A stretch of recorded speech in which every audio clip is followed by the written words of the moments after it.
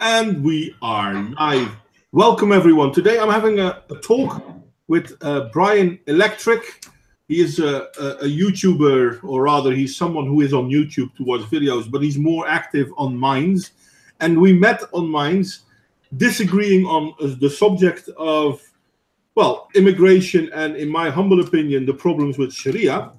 So we talked about this back and forth during our mind discussion at a certain post, and I thought it might be a good idea to do a live talk. And Brian bravely said, "Yeah, sure, why not?" So, welcome, Brian. Do you want to say something about yourself before we shoot off? Nah, not really. I'm Brian. I'm from Denmark. I am pro migration. Yeah, you're in Is that favor of enough? migration, yeah? Yeah, I'm watching the World Cup soccer game And you're watching the at the work of moment. Saga. Well, Saga is a Yeah, great YouTuber. Hell, I wish I was merely half as influential as he is. He's a great guy. I do agree with a lot of things he says. yeah. I'm Now, grateful for the invitation. sorry? I'm grateful for your invitation. Well, listen, we had a good discussion. I did not agree with you, but we had a fair discussion, open discussion. There was no swearing towards each other. I mean, this is nice. I mean, you don't have to agree with each other, uh, but you can try to find common ground. So this is what Yeah, I want to talk to you, and I'm talking to you about what we're going to talk about. And there are people in watching this, and I hope I can say stuff that make people realize certain things, change their mind, and maybe you say stuff that makes people change their mind. Now, pre-stream, we did talk a little bit. I'm telling this for the people watching. Pre-stream, yeah, we did talk a bit. So there are things that we truly do not agree on at this point in time.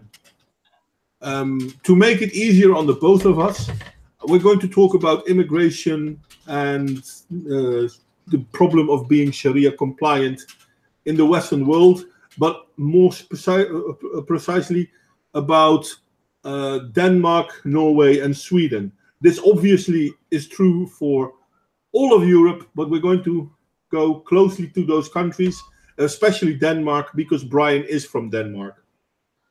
So I can come with stuff and he can come with stuff. So it I don't know, directs the conversation a little bit, makes it a bit more uh, connected.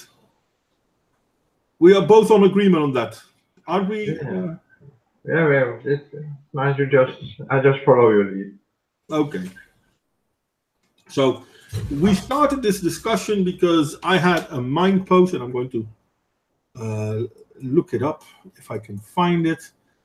Um, and I can't find the original post, but eventually I posted this one, and I'm going to share it with people. Here we go. Here we go. Sharing. Boom. Oslo police declares we have lost the city. Islam has taken over. This is something Brian didn't agree with. Correct, Brian?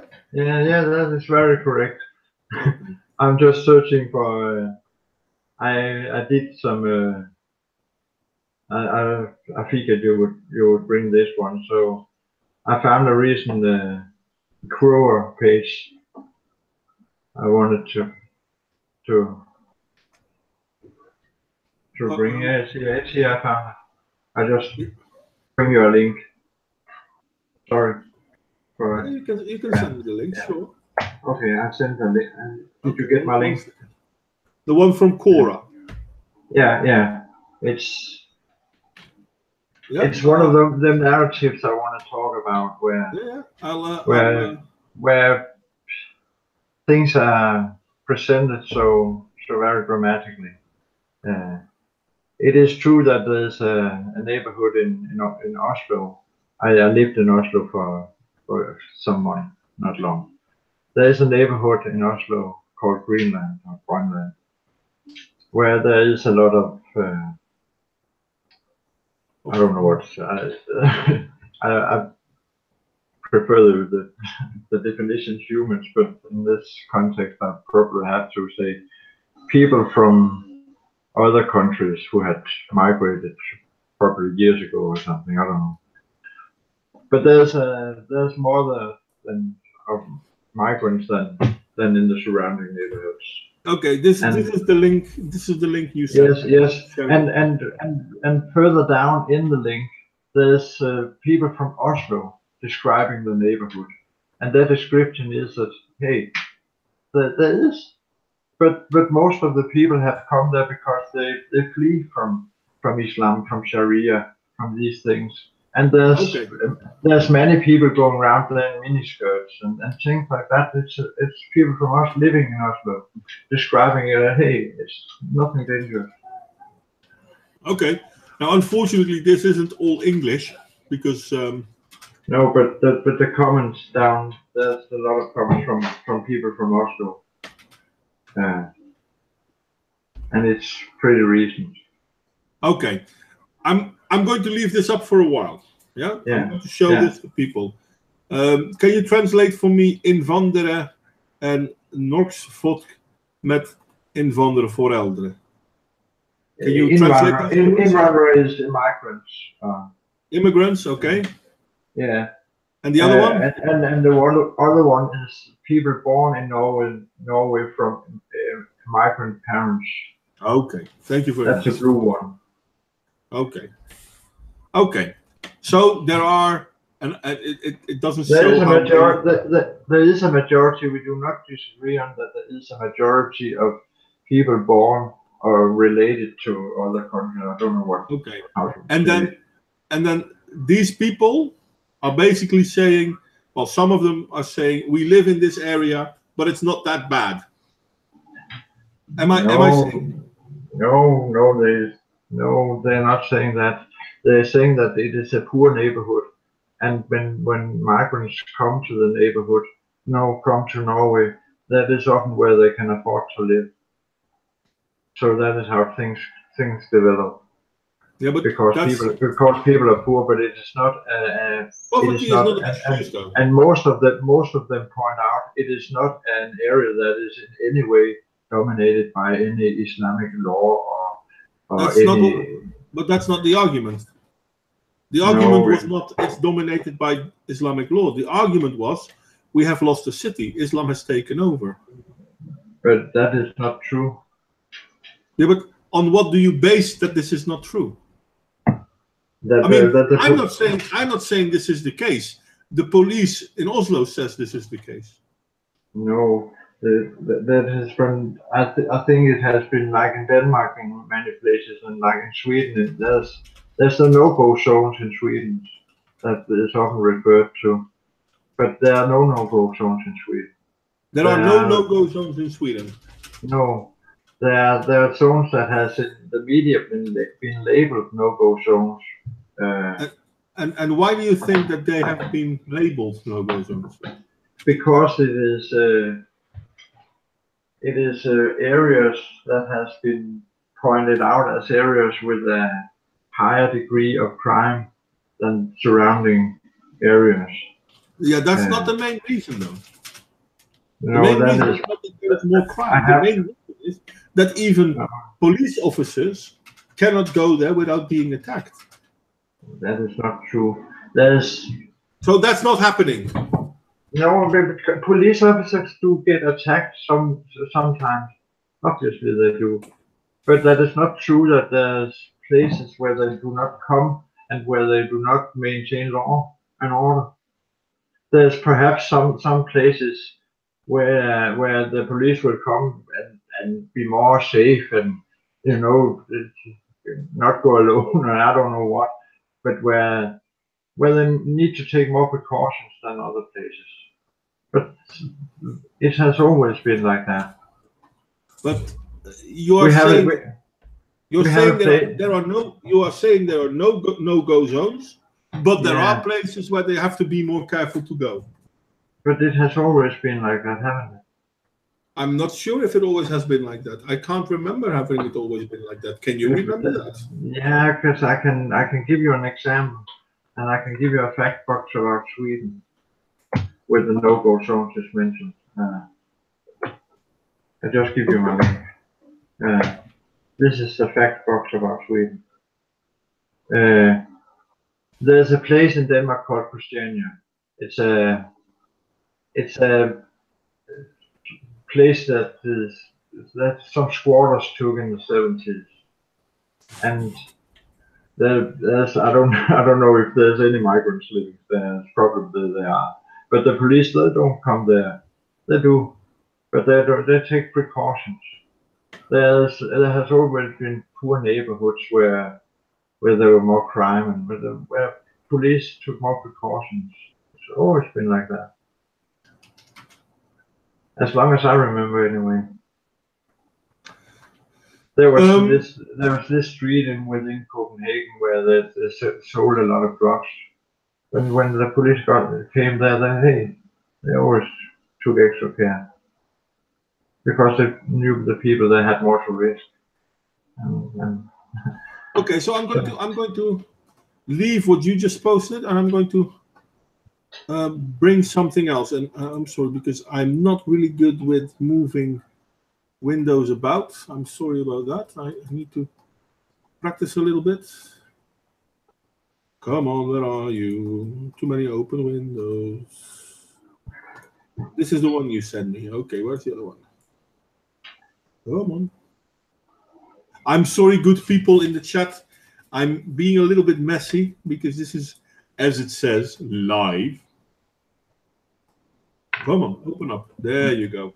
Okay, so this is from the Clarion Project. A lot of people will say the Clarion Project is right-wing. I'm willing to believe that. But here they say, and I'm going to quote what they type.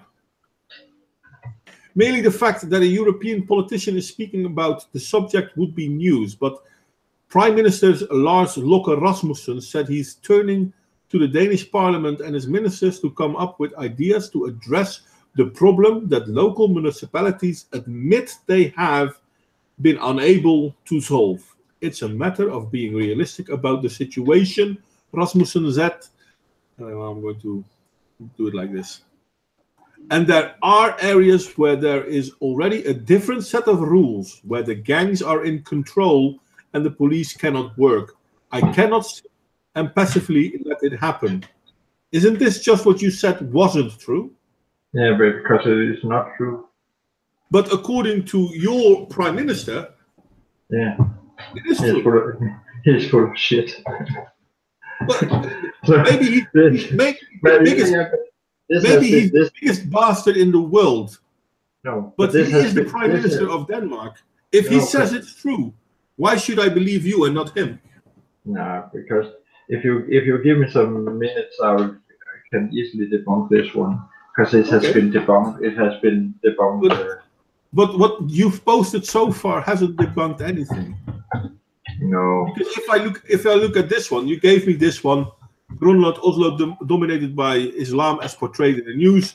No, it is not, because people say it's still a good area. But that doesn't debunk it. That's not proof that there isn't a problem. Yeah. While it is true that Greenland has a high immigration population who mostly happen to be Muslim, I disagree with the idea of it being dominated by Islam, as this suggests that Muslims have sort of created their own enclave, which has implemented the Saudi-style Sharia. This is what Ahmed Gustafsson says. Okay, fair enough. Fair. But fair enough that he says it. But how do I know he's talking the truth? No. I do not believe that there is anywhere in Denmark where the police cannot, like I said before, where the police cannot go. But I do believe that there are places in Denmark, and some of these places are because there's a lot of migrants, not because of the migrants, but because there's a lot of social problems and a lot of other stuff that makes it hard for police to. But then now you are saying that Rasmussen is correct. No. That there are indeed places where the police has problems going. No, because they do their job, and they do their jobs there. And but there was this. There was also we have haven't. That is something I really want to discuss. One of the problems with the migration is that when they come here, they are not allowed to feel welcome. But is that true? Yeah, I do feel. Yeah, yeah, I do feel that it's true. Like, for example, there's this ban we have against wearing hijab on hijab, and I don't know what you call it in English, but we hijab. have this ban. It's called hijab everywhere in the world because that's the Islamic word for it. It's called hijab. But do you know why Muslims or why Muslim women need to wear the hijab? I don't really give a shit why they need to know why they need to wear that. No, because I need them to be free to take that choice. I believe I need women to be, I need women to be equally free to men to take that choice. Yeah, but that's the thing. That's the thing. They aren't free to make that choice. Yeah, but they are not free to take that choice anymore.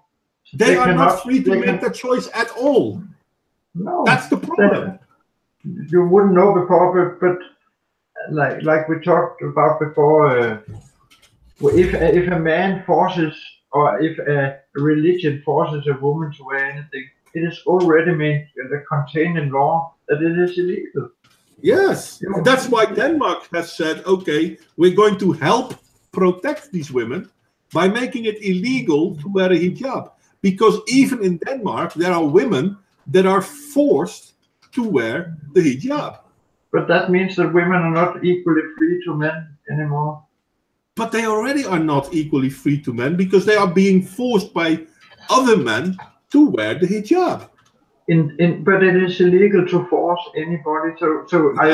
Listen, it's illegal. It's illegal to steal, and people still steal. So that is illegal doesn't say enough. We could help We could help the problem more by educating people. And if people came from foreign cultures, we should educate them more into their rights. Let's start educating. That's a good one. Let's start educating. Where in the Quran does it say that women have to wear the hijab? But where does it say anywhere that everybody that is coming here is enough Muslim to take that kind of stuff serious? I like your question. I will answer it in a moment. But first, let's go back to my question. Where in the Quran does it say that women have to wear a hijab? I don't know. I don't really know. I never read the Quran. I know. It doesn't. The Quran at no point says that women have to wear a hijab. Yeah. So why are Muslims saying that being forced not to wear a hijab is against Islam? Because nowhere in the Quran does it says women have to wear a hijab. But then why have we turned it into a problem? It's a problem because Muslim men are forcing Muslim women to wear the hijab. Because but that is illegal. That is illegal. I know it's illegal, but it's still happening. And why are they doing this? Because in Denmark, the actual number of women wearing hijab was 250 women. It's not a lot. Out of a population of 5 million people. It's not a lot, I agree, but there is still a problem behind this. And I will try to explain the problem, but you keep interrupting me. So please. No question. Let me please. The problem is that our rights have been limited more and more because of this narrative. Our right to cross borders. Let me try to explain what the problem is with the hijab. Why wearing the hijab is a problem in any country. And don't get me wrong. Even there are Muslim countries where it's not allowed to wear the hijab. By law, it is not allowed to wear the hijab. The problem with wearing the hijab is not so much, well, it's oppressive for the women that wear it, even though they might claim they do so because they want to. But there's a bigger problem. If some women wear the hijab and some women do not, the women who do not wear the hijab are being harassed, insulted, and attacked by Muslims because they are not dressed modestly. And that's the problem. Because they feel they have a right to do so because these women are not dressed modestly. And this is what's happening in Denmark, Sweden, Norway, Germany, Belgium, France, the UK. Women are being attacked because they are not wearing a hijab. Now, Denmark said, you know what? Let's make wearing the hijab forbidden. So maybe they will stop attacking women that are not wearing the hijab. In Denmark, I'm absolutely sure there's a lot of women being harassed and attacked every day for a lot of reasons. And Yeah, some of them is probably, like you say, because of some pride in some religious societies. But I do not see that. No, because I do not see that as a big enough problem to make laws that limit our rights and limit our freedom. And I do not see that as enough to say that every person coming here is like that. And so some of the women that was denied the right to wear these things, they actually stood forward and said, hey, we have never been suppressed, and that it was sad that even before the ban, people came to them on the street and they felt that they had to justify that they were not suppressed women. They felt that they had to explain themselves to random people on the street. And I think that a lot of Muslims, they feel, or people that is coming here and not even is Muslim, but they feel they have a lot of things to explain that we don't have to explain to each other.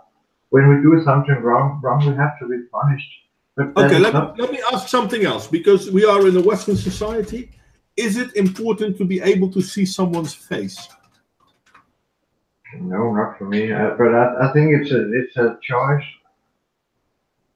If the authorities demand you to show them your face to identify yourself, yeah, fair enough. But that is already decided that, hey, that is not an option. But that's the problem, though. People wearing a hijab will say, no, I am doing this because of my religion, so I'm not showing you my face. But like I said, I'm not pro bans in any way. In not much ways, anyway. But let me put it different. You're in Denmark, right? Yeah. Now, I haven't been in Denmark, but I know of a friend of mine who once told me that when he's on his motorbike in Denmark and he wants to fuel his bike, he has to take off his helmet so people can see his face. Is this correct?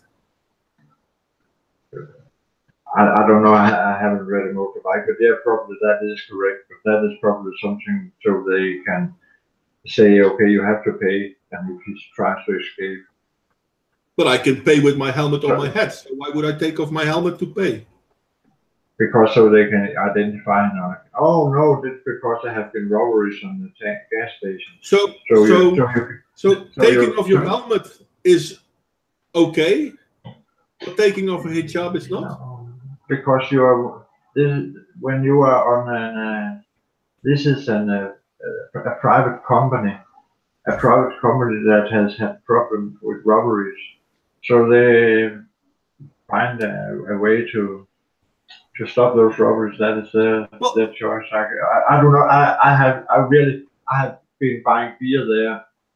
Funny enough, with my shirt with a hat on. I don't know what you call it. But funny enough, what you're now describing, people have to be able to see their faces because they might be doing something that's not nice. What you're now saying is the very reason why ISIS banned the hijab. But I don't care about ISIS. But you're not okay with it this happening in Denmark because freedoms, but it's a measure to take away freedoms of people. It's not only because the lack of freedom it gives. It's also because it's once again one of those silly things that is not needed. That is only meant to create more fear and hate. And I think that Is that all true? these narratives they're dividing our society, and my question is inevitable.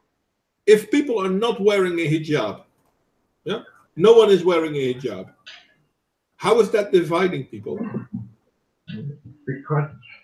Because it is the ban is made because of 250 people. No, that's not why the ban is made. No, so it is completely unneeded. There's no reason to do it. There is, and that reason is not those 250 people. The reason is something else. I just tried to explain it to you. Yeah, but that makes no sense. I'm sorry.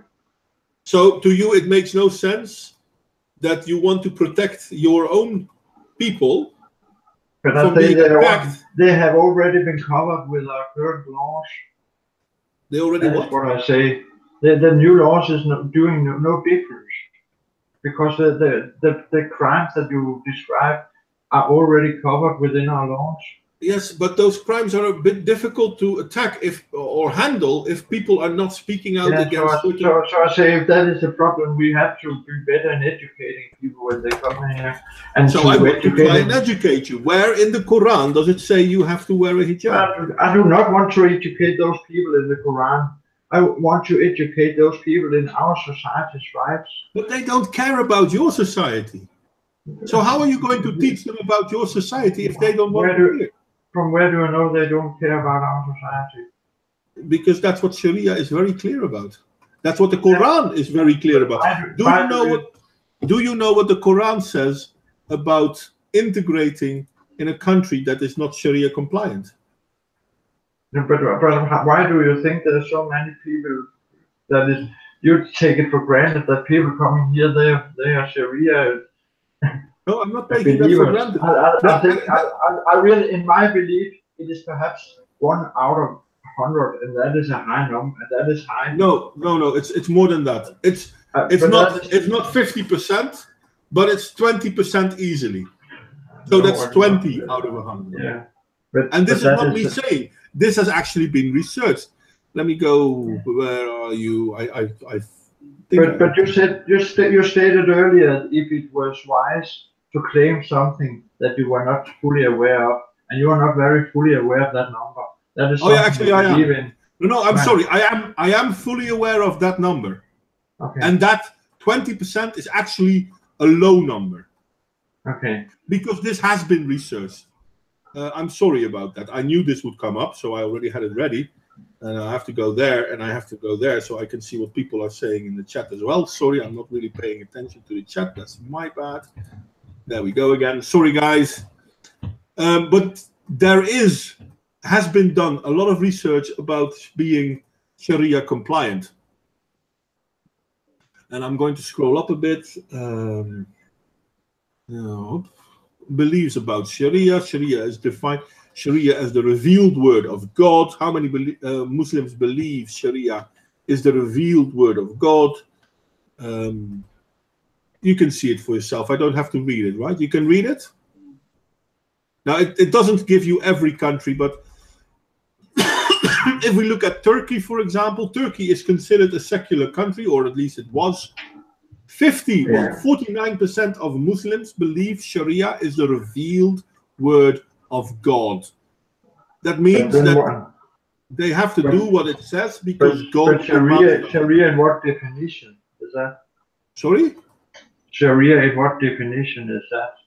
And I don't know that page you're finding. Sharia is quite simple. Sharia is given to men from God through his messenger Muhammad. Yeah, but there are different Sharias. There is basically one Sharia. Yeah, there was some recent numbers in Denmark where it seemed that much more migrants came in occupation, in job, and I have the article in Danish if you want it, but then you have. It seemed that integrations were going much better than expected, and they got ordinary jobs, and they didn't need welfare. the vast majority of them when they got let out in society. But I do agree that that migration is the way we handle integration is giving problems, is creating problems. I do agree on that. I don't want to say that we shouldn't let refugees come. I think we take up too many refugees, but I do think we should help these people. I'd rather help them where they can actually be helped, and bringing them to Europe doesn't help them. But I want to help these people. But that's not what this conversation was about. This conversation is about Sharia and Islam. Yeah? And being Sharia compliant. Because to me, this is the main problem we are having in our current society when it comes to Muslim immigration. Not just Muslim immigration, but when it comes to Muslim immigration. Because there are secular Muslims out there that, to me, are welcome. But I have a problem with Muslims that are Sharia compliant. Yeah, because a Muslim that is Sharia compliant will kill me. Yeah, we have we just gotten a new what's he called Minister of Employment in Denmark, and he just one of the first thing he did was to address one of his colleagues, Inger Støjberg, and he said to her, "Hey, it's a real problem that you have created such a bad reputation for us around the world, because all the well-educated foreigners, they don't want to come here. You have, and we are creating a lot of, we are creating more enemies of our society than we need to. You are perhaps right in that there is a small number. You say a big number, I say a small number of people that have some problematic behavior for, I would say, any society. Okay, I'm going to go back on that small number thing. I'm sorry, I can't translate it into English because Google somehow doesn't want me to translate it into English. You say it's a small number. Yeah, I show you. For example, Sharia as the revealed word of God. Yeah, and I take Turkey as an example. Turkey is not one of the highest. We do have a lot of people coming from Afghanistan. Funny enough, we don't have a lot of people coming from Syria. We have a lot of people coming from Afghanistan. Do you want to know how many people in Afghanistan believe that Sharia is the word of God? You know what? If I asked a lot of people in Western society, do you believe in God? I think a pretty big number would say, yeah, I do. But I don't really think that many of them live their life according to God. It is just words. It is words. Okay, but now you're talking about Christians. No, I'm talking about deeds. What you're doing, judging people from what they're doing. Okay. Not from a lot of silly words. Okay. Do you know what fitna means? No, I have more. Okay. That's a slide here. I'll show you. 1 second. I'll open the. You see me do this, so I'm not even trying to be funny. I'm taking the first one. It says the Wikipedia. Temptation, trial, sedition, and civil strife is an Arabic word with the connotation of trial, affliction, or distress. A word with important historical implication. It is also widely used in modern Arabic. Yeah, so this is just the word. Yeah. Fitna means temptation, trial, sedition, or civil strife.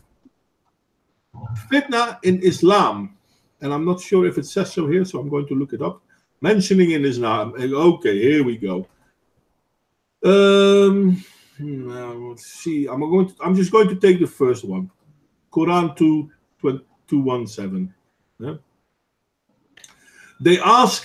Oh, wait a second. I'm going to make it blue so that everyone can see it. They ask you concerning fighting in the sacred months. The sacred month is, well, it says so there. Fighting therein is a great transgression, but a greater transgression with Allah is to prevent mankind from following the way of Allah. To disbelieve in Him, to prevent access to Al-Majid Al-Haram, to drive out inhabitants, and fitna is worse than killing. So, not believing in the word of God is worse than killing. This is fitna. This is why most secular Muslims are afraid of Sharia-compliant Muslims. Because what does a Muslim have to do when it comes to someone creating fitna? Well, fitna is the worst thing possible. It's worse than killing. Sharia-compliant Muslims need to attack Muslims that create fitna. Do you understand what this means? Let's just pretend that you're right. Let's pretend. Let's pretend I'm right. Let's just pretend you're right. Okay. Then that is just a good argument for why we should not clump people together in camps or in ghettos. I totally agree with that, but that's not the point I was hoping for. Because now you're talking about how we need to change what we are doing to allow them to do what they want to do. To make more benefit. But what I'm trying to tell you is that for Sharia-compliant Muslims, this tells them that they have to attack non-Sharia-compliant Muslims. But you're taking it for granted again that people believe in this shit. But I'm not taking it for granted. I just showed you the Pew Research. Where is it? Did I close it? This is the one. Pew Research. Pew Research is like the gold standard when it comes to social research. This is very well researched. This is not someone just saying something. This is actual science. This is checking with people to find out what they believe. But I'm not really sure I understand your point with this. This very trying to tell you is that Sharia in the Western world is a problem, not just for non-Muslims, but for Muslims themselves. Because if it is a Muslim that agrees with Sharia, they will attack non-Muslims and Muslims. But if it's a Muslim who doesn't agree with Sharia, they will be attacked by other Muslims. We are already seeing this. We saw this in Germany where they burned down a refugee camp because they didn't agree with some of the other Muslims. But I do not deny that there has been very, very big problems. Yes, but you are denying why those problems are here. That's the issue. No, you will not understand my point is that they have come to stay and they will come more. And we have to learn to deal with it in a better way. No. Okay. Do you have pets? Do you have pets? Do you have animals at home? Yeah, unfortunately, I have. Okay. Do you have a dog? I have kids. I love my kids. I love my kids, not my pets. Okay. You don't have animals at home? Yeah, I have.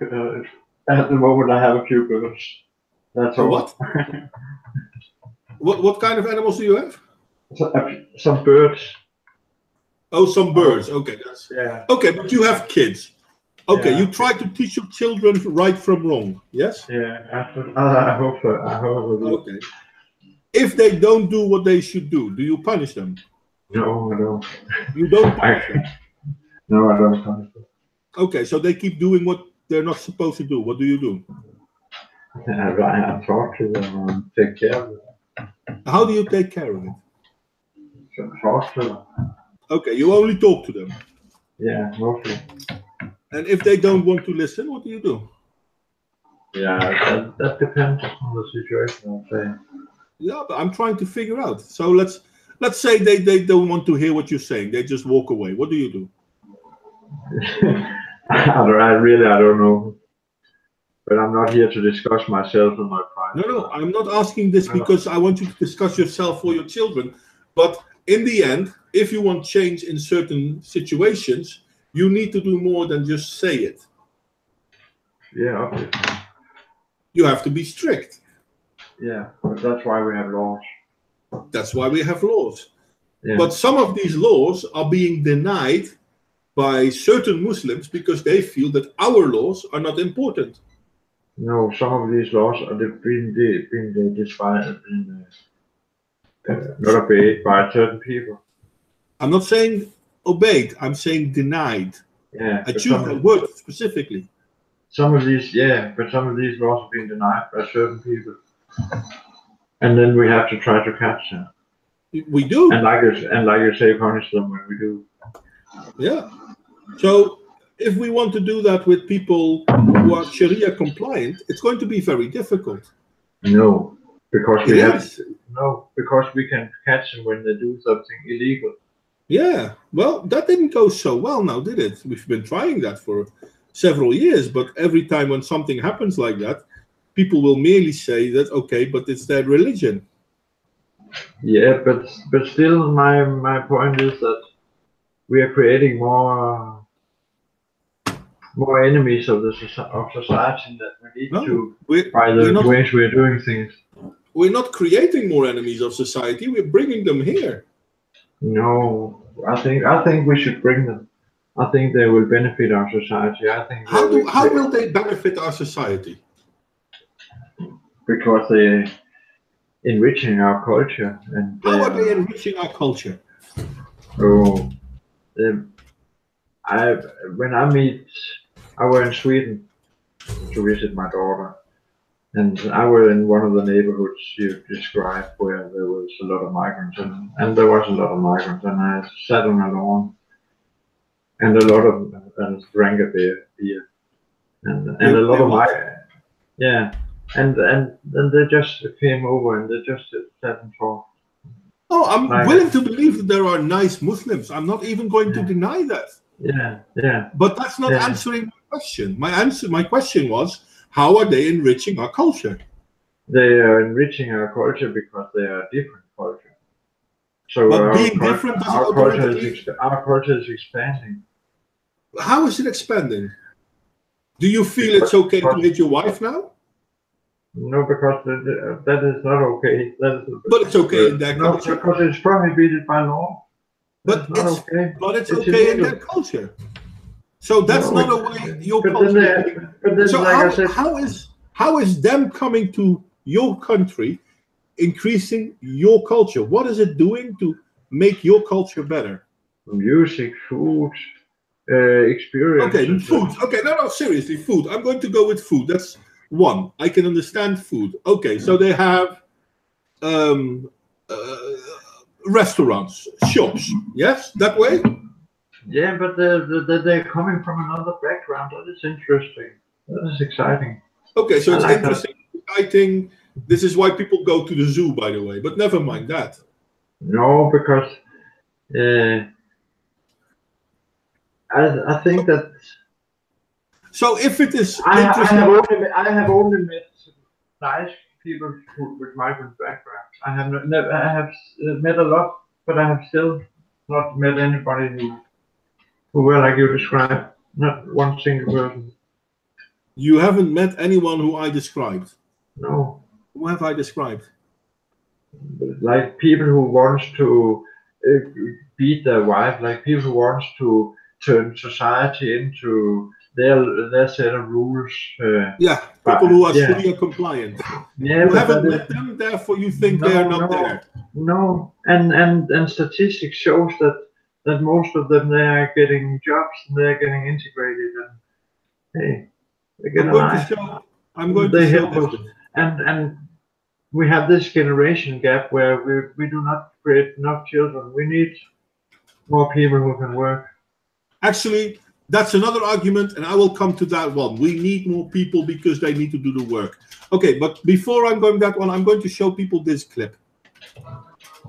And I'm going to move it on a bit. For some certain things, for example, this is interesting. So why they're always, so why Jews or Christians? I should have prepared this. But he needs an answer. He was not here. But that regarding this topic, may I, Sheikh?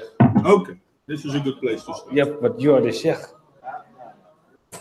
You're the doctor. Yes. MashaAllah. Opa. Can we have the camera? Can we have this camera focusing on all the audience here? Can Okay, we have people, this camera I'm focusing sorry, on I'm all showing the you audience? this because this is very interesting when it comes to being Every Sharia now and then, compliant. every time we have a conference, every time we invite a speaker, they always can come with the same accusations. This speaker supports death penalty for homosexuals. This speaker supports death Oh, by the way, I penalty hope everyone for can hear what they're this saying. crime or this crime, or that he is homophobic, they subjugate women, etc., etc., etc. It's the same old stuff coming all the time. And we always try to tell them, I always try to tell them that, look, it's not that speaker that we're inviting who has these extreme radical views, as you say. These are general views that every Muslim actually has. Every Muslim believes in these things. Just because they're not telling you about it, or just because they're not out there in the media, doesn't mean they don't believe in them. So I will ask you, everyone in the room, how many of you are normal Muslims? You're not extremists, you're not radical, just normal Sunni Muslims. Please raise your hands. Everybody, mashallah, subhanallah. Okay, take down your hands again. How many of you agree that men and women should sit separate? Please raise your hands. Everyone agree. Everyone agree. Brothers and sisters. Subhanallah. So it's not just these radical sheikhs then. Allahu Akbar. Next question. How many of you agree that the punishments described in the Quran and the Sunnah, whether it is death, whether it is stoning for adultery, whatever it is, if it is from Allah and His Messenger, that is the best punishment ever possible for humankind. And that is what we should apply in the world. Who agrees with that? Allahu Akbar. Are you all radical extremists? SubhanAllah. So all of you are saying that you are common Muslims. You all go to the different masajid Norway, or are you like a specific sect, like the Islam net sect or anything like that? Are you like that? No. Are you like that? Please raise your hand if you're like this extreme Islam net sect or anything like that. No one. Allahu Akbar. How many of you just go to these normal masajids in Norway, the normal Sunni mosques? Please raise your hands. Allahu Akbar. Okay, this is where I'm going to stop it. Basically, yeah, they are all normal Sunni Muslims. They are not radical, but they feel that stoning for adultery is a good punishment. I would say that this is I laugh a bit of this dispute. They are, yeah, hooray. I haven't prepared this, but I could probably find some video from, a meeting from Jehovah's Witnesses where they said, hey, all sinners are going to die this and this day. Hey, they want us all. And you know what? I would say, woo! I will love for you to I don't believe it. I will love for you to find me a video where Jehovah Witnesses say it's okay to kill people. No, but they don't know the Jehovah Witnesses, Catholics then, or Protestants. I will love to find a video where they are going to tell me it's okay to kill people. Okay, no, I declare myself lost on that one. But there is a lot of references in Western religion as well, where no, I'm not talking about Western religion. He's not talking about Western religion. He is talking about, is it okay to kill people by stoning if they are adulterous? And those people are raising their hands. They are all saying, I agree with stoning people to death. The only thing I have seen being illegal in that movie is some people being completely silly. Completely idiots. They have done nothing criminal yet. I'm not saying they've done something criminal. No, but that's things. But what I am saying is these people are okay with killing someone because it is Sharia compliant. You know what? The killing in the world happens all the time. Not that I appreciate it in any circumstances. No, we in the West have been killing a lot against the war on terror and you know, things like that. And everybody we just kill, and that is okay. But now some people, they are talking about no, I'm not saying killing is okay at all. I'm not saying killing is okay. Okay. Why do you think there are so many wars in this world at this point in time? Are most wars because we want to kill people, or is there some other reason behind it? But you're basing all your facts on a narrative that there's very many of these people. I don't think there is. Well, I think there's a very few of these people. No, that's not a very few of these people. Even in Turkey, which is a secular country, almost 50% of the people believe that it's the revealed word of God under the Muslims. Yeah, there was some years ago, there was some homepage with some Islamic thing that were, I don't know what, Hizbut Sharia or something it was called, and they were preaching crappy shit, and they got banned. But we're not banning them anymore. We are taking them in. We're taking in lots of people with these ideas. Showing, I mean, even if that video what I just showed you, I'm going to see if I still have it here. Do I still have it here? Yeah, I do. Okay. Let's say that if we look, this is taken in Norway. Let's pretend that these are all the Muslims in Norway that agree with him. There are no other Muslims in whole of Norway that agree with him, but these guys all agree with him. Don't you think that's a problem? No, really, I don't think that's a problem. But these are people who have no problem stoning someone to death because of adultery, because that's what they actually just said. But you don't know if they act. No, they're sitting in a club where it's popular to raise your hand for that. But raise your hand if you feel it's the best thing to do, even if it is stoning them to death. That's what he said. No, like I said, you do not want me to appreciate those people, do you? Because I don't appreciate those people. But I do not see those. Yeah. I don't care whether you appreciate them or not. That's not my issue. Whether you like them or not, that's not my issue. My issue is this. Do you feel it is okay to have people in your country that feel that they have a right to stone you to death?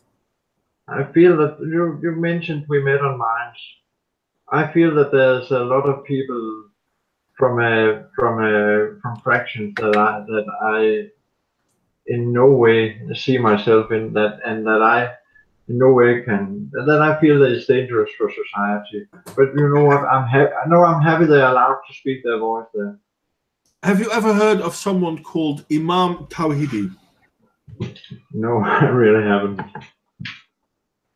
Let's see if I can find him fast. I can show you more memory videos, but I'm not going to do that. Hoppa, there we go.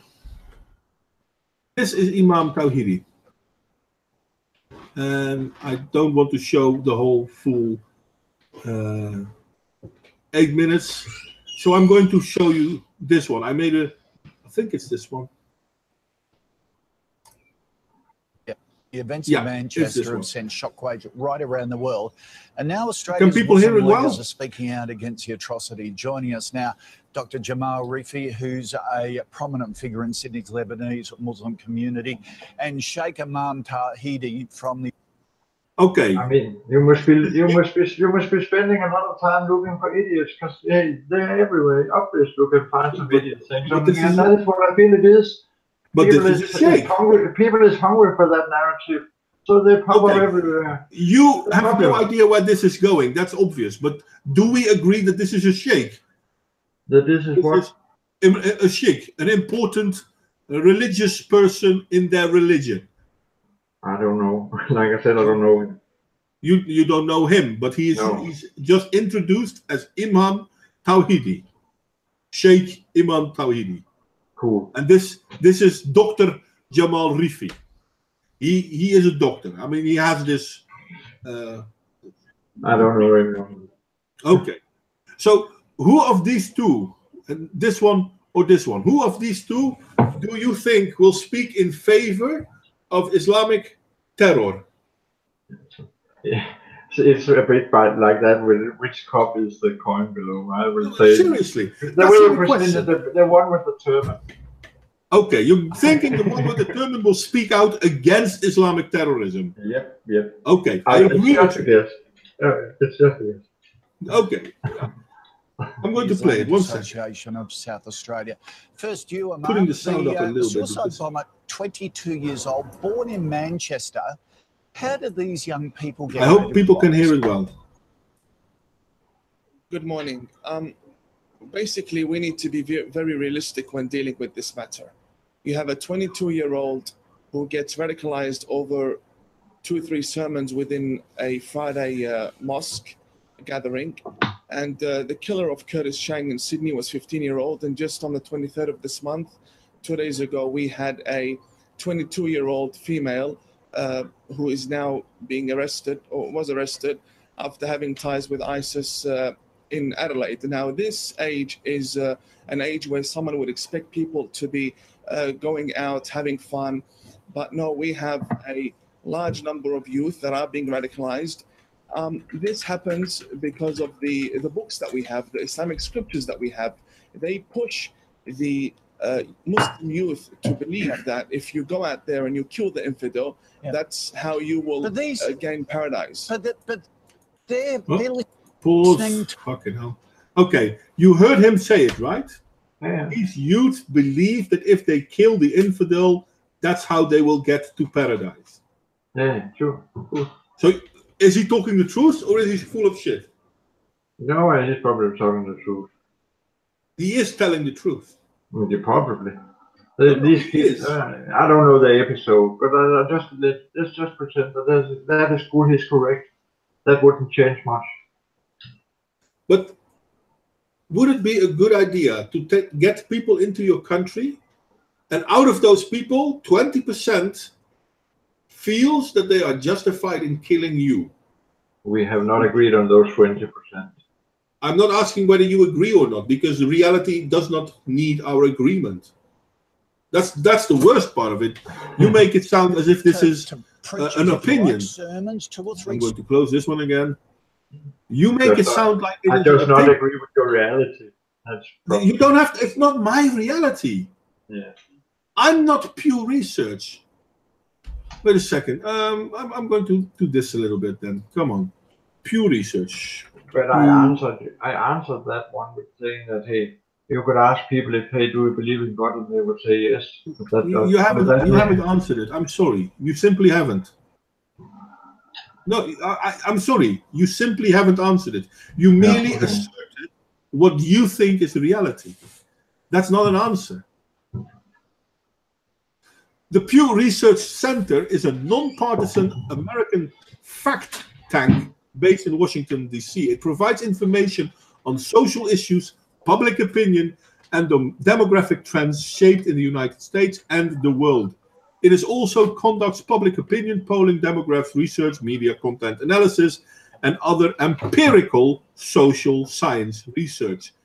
The Pew Research Center does not take policy positions and is a subsidiary of the Pew Charitable Trust. So they try to be as unbiased as possible. They are not being paid by any country, religion, or government. Yeah, that's fair. In research, the Pew Research Center is the gold standard all other research centers want to achieve. And you just said, yeah, but I don't believe him on this because I don't think it's true. No, I said I do not know what I have read the article. I haven't studied the graphics very firmly. I'm merely showing you. I just heard what you said.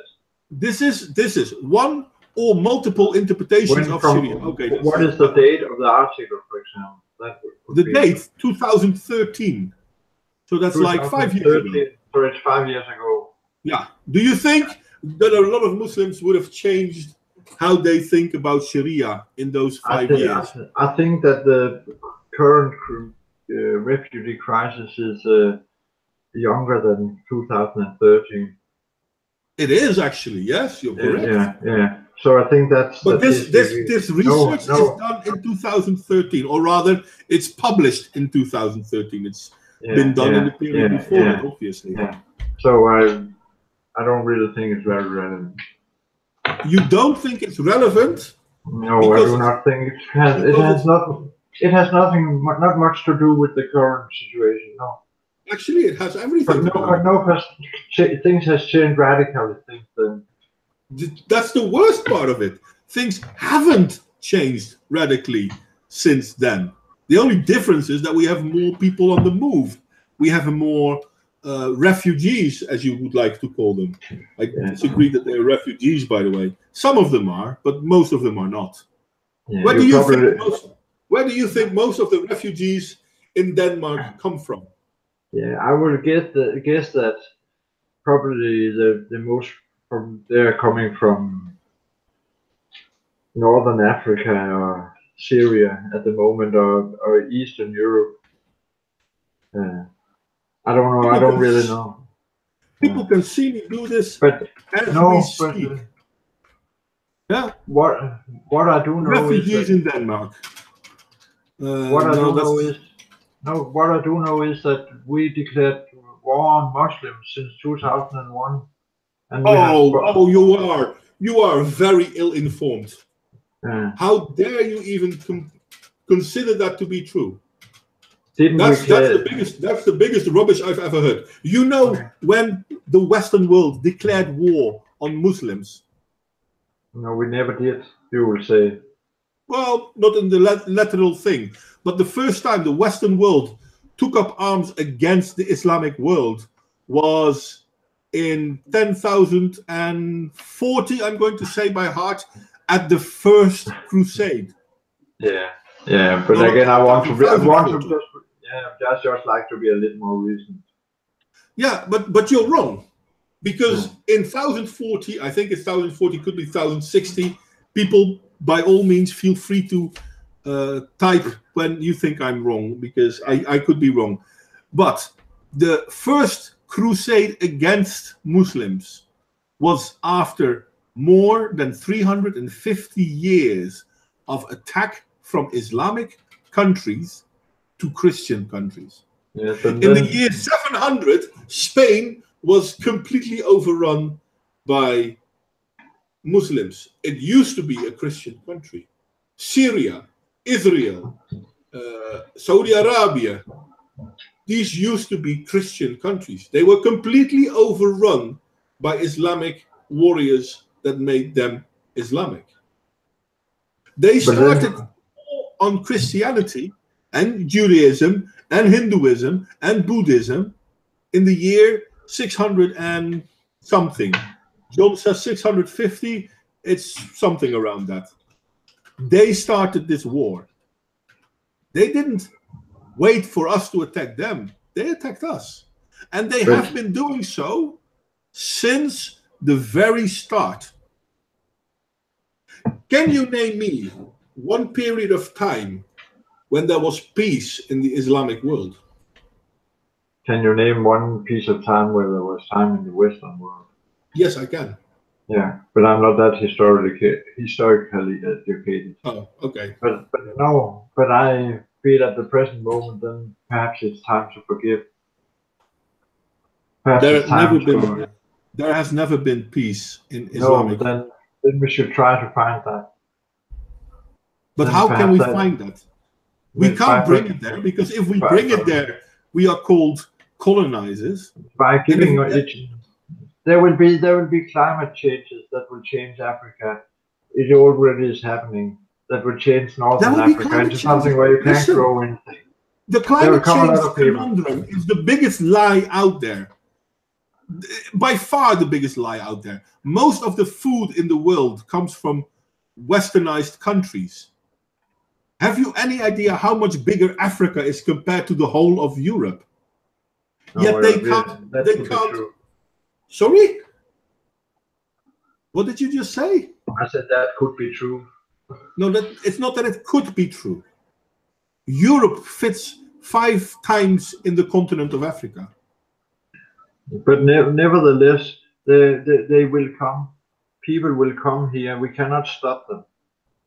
My point We is can't still, stop them. Actually, we have stopped them for the longest time. It's only since a few years that we stopped stopping them. Now Yeah. we are allowing them in, and I'm wondering why. Because we're not helping anyone. I watched Who is some being of your I watched some of your For Europe thing series. And there will always be this horse, and I think pressure will become even harder when the climates become harder. So I think we have to get used to. But the I'm things in sorry. a bigger perspective. I'm sorry. You're Danish, yes? Yes. You know of the Dane Vikings, yes? Of the what? The Danish Vikings, the Vikings that used to live in Denmark. Yeah, I know them. It's like 1,000 years ago. Yeah. Yeah. Yeah. When they went to England to invade, to colonize, and to live there, what did the English do? They tried to push us out, I guess. They didn't just try, they succeeded. Yeah. It took them a few years, it took them a lot of time, Yeah. but they did succeed. And it's kind of funny because my avatar is based on King Canute. But King Canute, in the end, also couldn't stay in England. He was also replaced because people stood up and fought back. Now, what you're doing and what a lot of the Western media is doing is telling us that we shouldn't fight back. This is inevitable. We can't stop it. But if we cannot stop it, then there will be a huge problem. Our children will be dead, and most of their children will be dead too. So I'm not quite sure why you keep claiming it is inevitable. Let's say it's not inevitable. I would like them here. I would like some more people here. I think it's good for our society. Why do you think it's good? Because we've already asked that, and you basically said, well, different food, different culture, and then I talked about what different culture you're allowing in, and then you say, yeah, but that's not what I want. But that's what's coming. The different culture you're allowing in is a culture that says you don't use toilet paper to clean your ass after you poo. But why do you think we have to degenerate? I do not see any signs of that. Actually, I see a lot of these guys coming with very well educated and still taking low income jobs and trying. No. You do not see them taking low income jobs. I'm sorry, you simply do not. Yeah, I do. No, you don't. How many percentage of the refugees are actually working in Denmark? That was some of the Danish article I showed you, that almost 68% of people that have been here more than a year were working. No, it was way less than 60%.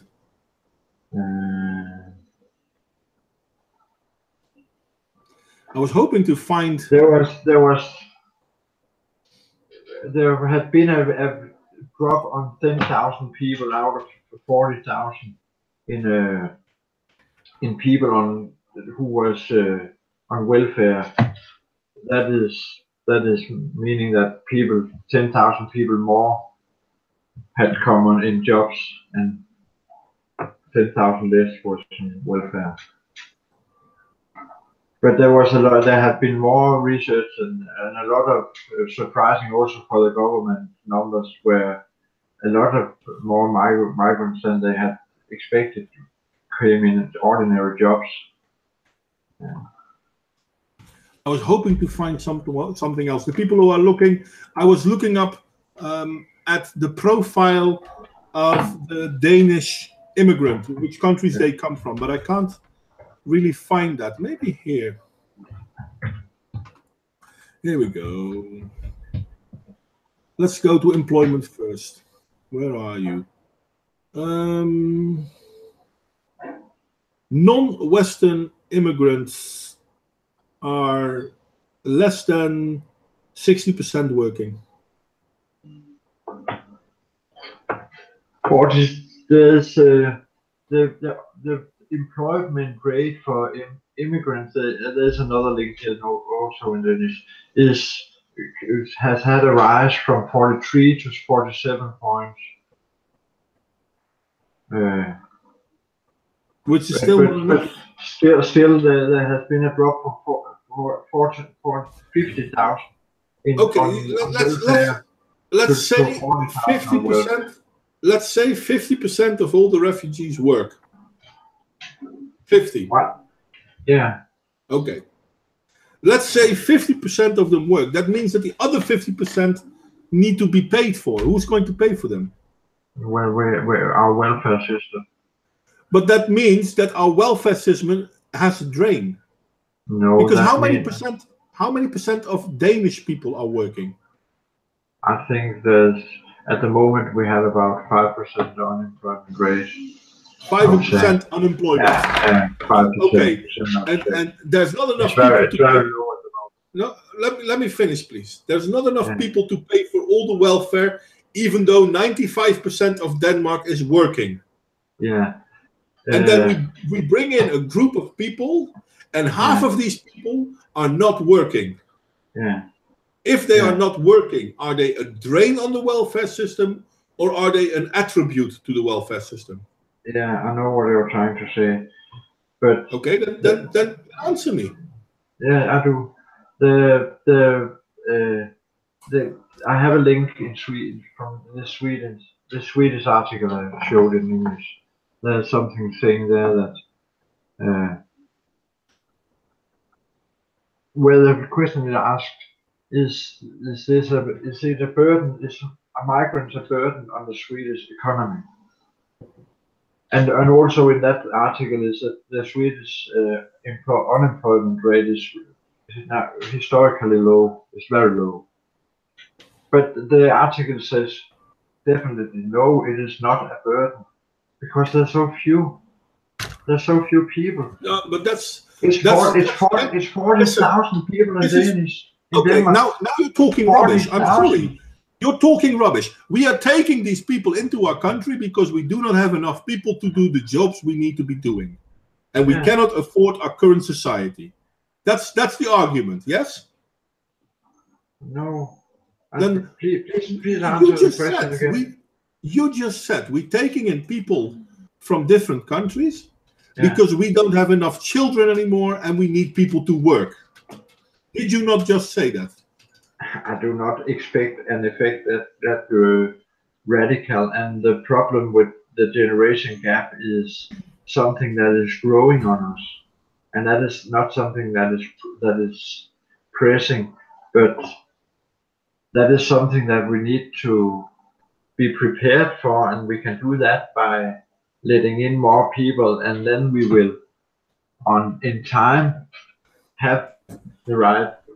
I'm sorry. We don't have enough people to work for us. Our welfare system is getting too expensive. We will not have enough people to work for us.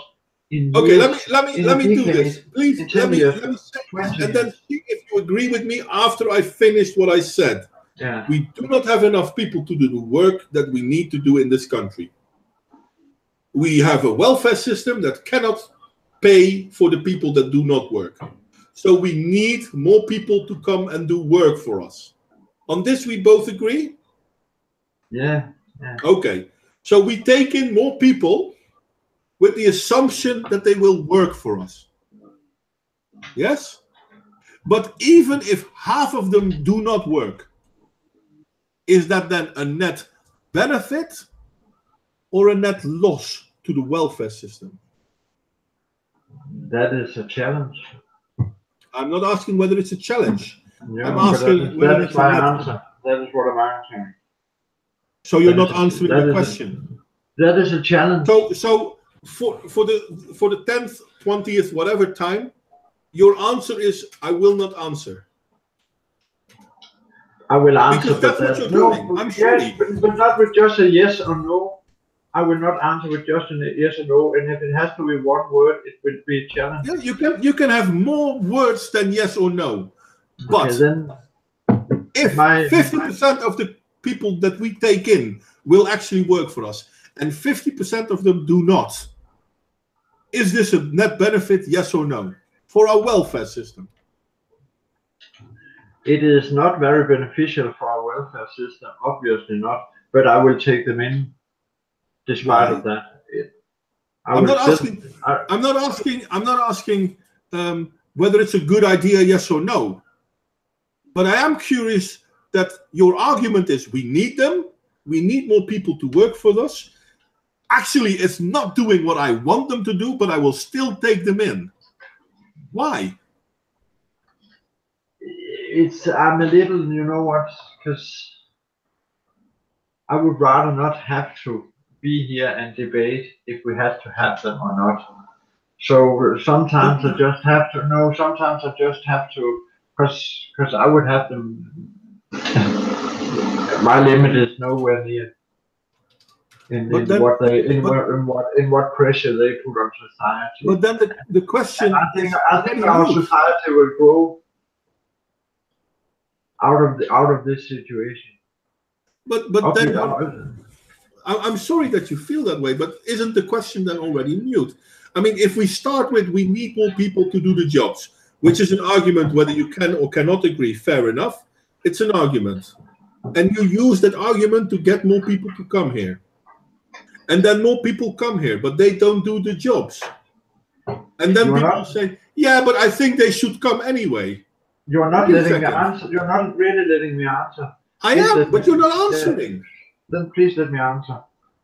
If there's 50% of these people that don't have a job, then I think we have to help these people to get a job. And one of the problems I believe could be an aspect is that these people, they come from places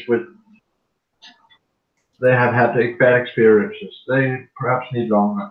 Some of them will never be able to work, perhaps because of war traumas or something. I don't know.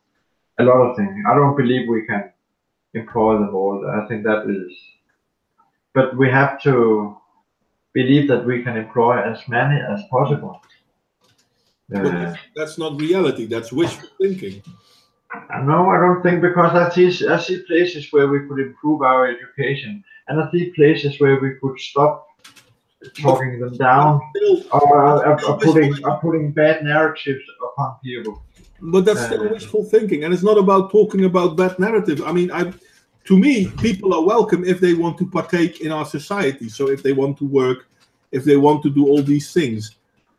And the argument was, we need these people because we need more people to work. And then they come and don't work. So then why are people still using the argument, yeah, but we need them because we need more people to do the work? They're not working. They're a net drain on the system. I can understand that we say, you know what, we're going to try to help these people anyway. If they're honest about it, then yeah, sure. That's a choice you can make. You can agree with it or you can disagree with it, but that's a choice you can make. But people are not saying we're taking them in anyway to help them. People are saying, no, we need to take them in because we need more people to work. No, because you're very naive. Because it's in Denmark, for example, if you come here as a refugee or migrant or whatever you call it, you have to take a test. If you after a period of time, you have to take a test at the Are You Danish test, and it's a kind of a joke in Denmark because no one will be able to pass that test. Not even members of our government doesn't even pass I don't care about that. And people who don't know, no, because people that don't pass that test, they don't get any jobs. But no one passes the test, so how is that possible? People cannot pass the test, but if they don't pass the test, they don't get a job. But people, because they work so hard to pass that test. I think but the test is a joke. Nobody knows what those questions are. I think you're being played for a fool by your own government, my friend. No, yeah, because my government there's an agenda where it has become popular Well, I hope it becomes popular that people please let start me speak caring about also. their own people again. Please, if you want to ask me questions, then please don't interrupt until I have a decent amount of time. There is, I believe, an agenda in Denmark where it has become popular to say we want to make it harder to come to Denmark. We want it harder for refugees to be in Denmark. And there has been a lot of things on that account, a lot of laws and a lot of actions. So why do you think it is? But now all parties, they are just it's the only thing that is, and the media as well they have become better, but it's what people want to hear, and it's amplifying itself. But why do you think it's been looked so hard upon? But why do you think that is? Because people, I don't know. Okay, I've got an image: crime in Denmark. Immigrant and descendant men and women in Denmark are overrepresented in crime statistics, a study shows. Yeah. And I'm going to look. Sorry? No, sorry, I will not interrupt you. Sorry. No, I didn't hear what you say. What you wanted to say? No, I just said I would probably agree that that could probably be right, but okay. I could tell you why I think it will probably be right. Well, maybe you can, but we're going to go for this anyway. There are immigrants and there are immigrants' offsprings, and you will see that the offspring of immigrants are often more active in crime than the immigrants themselves. That's probably true. But if the argument is they have it so hard, they come from a different place, and now they are in a safe place and they have to get used to it. If that's the argument, why are the kids misbehaving? I can answer you very, very clearly on that one, because there was this Danish poet. He got popular on writing. Hassan, his name was. He got popular on describing how it was to be one of those kids you described, second generation foreigner. And he described how his family lived in a ghetto and how they exchanged how to cheat the system and things like that. Things you do in that poor. No, please let me reply. Things you do in a poor neighborhood. But he also described how it was to be in between worlds, because he was in between worlds, because they was isolated in a ghetto. There was not a part of his work, of society. We have to split people up. We have to help them split. We have to do that more easy. Okay, so did Denmark help these people? Yeah, that is also why there's all this crime. Because they're ruthless. They're not belong here, they're not belong there, they don't belong anywhere. And especially if they don't get a job, they don't belong anywhere. Did Denmark help these people? Yeah, obviously we can. We do. Okay. So how did Denmark help these people? By getting them jobs, by making them come to schools, educate them, invite them into society. But the children of these people are way more likely to be criminals than refugees. Because we have traditionally had these people living together in clumps and camps. Many of these people have grown up in camps. So again, my question is: are we helping these people then? Not the way we're doing it now. We could do it a lot. No, we're not helping these people. Yeah, we're trying. But I'm not interested in trying. Trying is useless. I can try to jump to the moon. I can try to do that for the rest of my life. I will probably never get there, but I'll keep trying. Yeah, I'll keep trying. Yeah, I'll keep trying. I'll do because I can see places where white has failed. I can see things white has failed. So why shouldn't I keep trying? The question: trying is useless. You either do or do not. No. Yeah. That is not true. No, that is not true. This is the biggest lie out there. Oh yeah, but I tried to do better. How the fuck do you think we learned to fly? Sorry? Just flew. Well, woo-woo. I'm flying. No, that's not woo-woo. But if your argument is we keep trying, and we're failing again and again and again and again, then we're not trying the right thing. No, but we're not helping them. No, but it has become this agenda and this narrative about them being dangerous and about them wanting to destroy a society, about them being everything. The crime index of the year 2015 of the immigrant men to Denmark ages 15 to that's just damage. Per country adjusted for age. It shows it's not a narrative. These are no, it's not. This is official Denmark statistics. This is what they see. The narrative is not that a lot of kids are committing crimes. The narrative isn't that. It's a factual thing. The narrative is it's because they are Syrian. The narrative is it's because they are refugees. Those are the narratives. The fact is this is happening. No, the narrative. No, the narrative is that you find some places like the videos and that, and then you say, hey, they're probably everybody's like that. Don't give them a chance. There are too many of them. We cannot change that. You are. I'm saying 20%. I'm not sure why you keep saying everyone. No, but I never said everyone. Then 20%. Then 20%. But that's a problem, though, isn't it? You said we should be scared. I don't think we should be scared. I'm not saying we should be scared. I said we should be doing something. Yeah. And not just for us, but for the other 80% as well, because they are in real problems. Yeah. I already showed you what fitna means. Yeah. There is a reason there are more Muslims dying from Muslim terrorism than non-Muslims are dying from Muslim terrorism. Do you know why? No, but I feel a bit that we have, reached near a point where we have talked for 1.5 hour and a half, and we are not. Yeah. Well, we have presented our points. That is true. We have presented our points. I presented your points. I shared them with the world to see. I showed you my points. Yeah, it's been a nice discussion. Sorry? But I don't think. I believe we have probably reached a point, or are about to reach a point where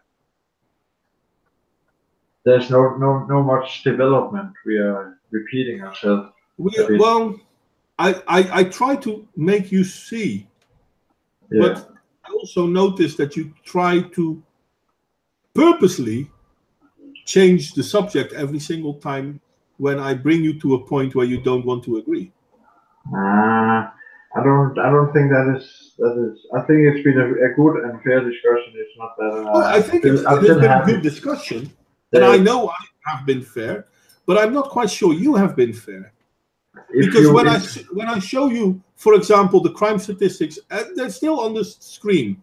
When I show you the crime statistics, that it's not the immigrants themselves, but their kids that are the problem, you move the goalpost.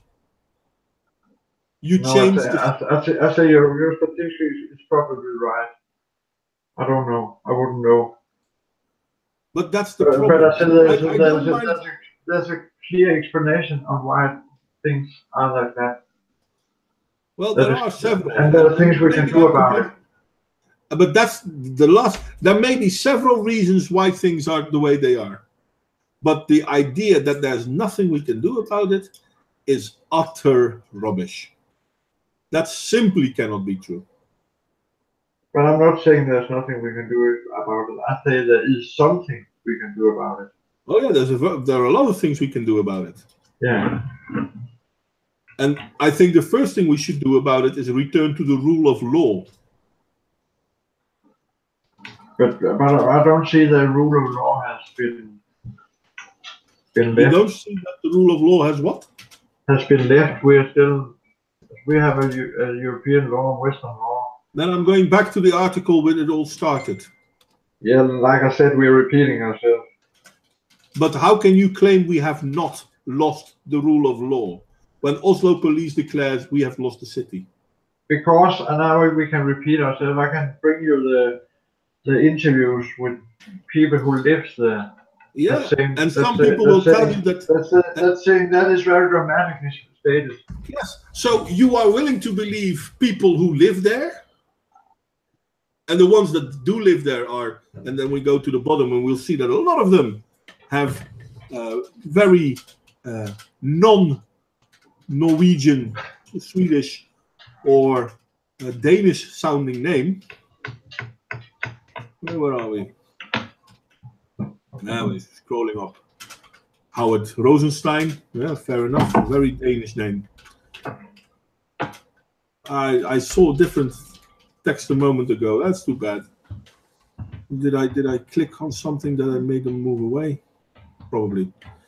Anyway, I don't care too much. But these people have more to say about it than official police officers. All non-acquaintance rape were committed by Muslim immigrants. No Norwegian has committed a rape in Greenland where the victim and the rapist did not know each other beforehand. They're not saying Norwegians didn't rape anyone. They're saying when a Norwegian raped someone, they already knew each other. But non-acquaintance rape, so raped by a stranger, all of it. Don't you think that's an issue? Like I said, there has also been, I think there were some places in Sweden where there were some actual warnings about these things, and there probably was places locally where there was some problems, but locally. Yeah, but it's always locally until it's no longer locally.